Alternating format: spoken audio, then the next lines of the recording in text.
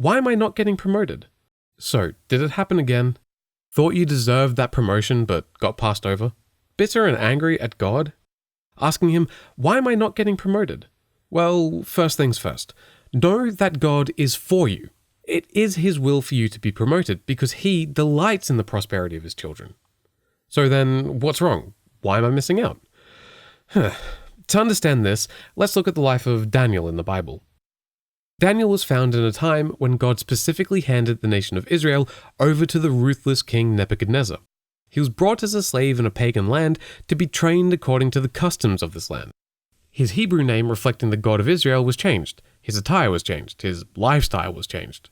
In short, his life had taken a drastic turn. Do you find yourself in a similar situation at work? Working for a boss who has no fear of God, feeling outcast and outnumbered, feeling forgotten or let down by God? But we read, amongst all, Daniel was promoted for the king's service. So here's lesson number 1.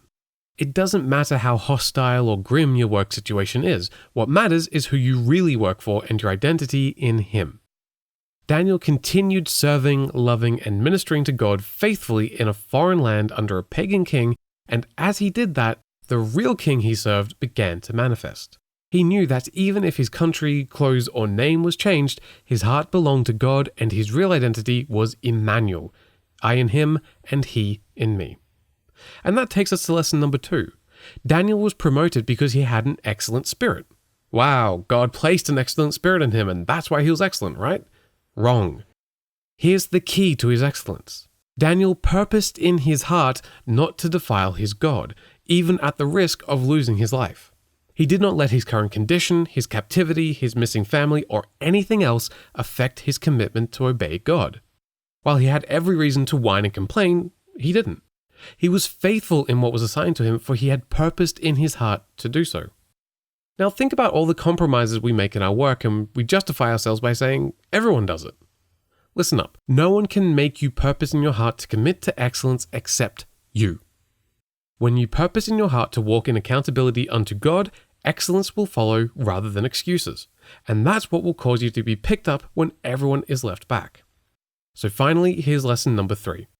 Daniel was found competent to stand in the king's palace due to the exceptional qualities he possessed.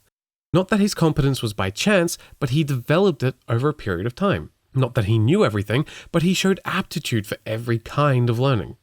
You see, there are some who work with a servant mentality, settling in their comfort zones and doing only what they've been told to do. While there are some who take ownership of what they do, constantly learning and bringing value to the table. Which category do you fit in? Wake up! You have the Spirit of the living God inside of you. You see, many of us don't doubt that God's Spirit lives in us, but we fail to yield to his leading and hence live a defeated life. We compromise in our work, bend rules, shirk our responsibilities, and make excuses for our mediocrity. So, why am I not getting promoted? That's a good question. But a better question to ask is, how ready am I to be promoted?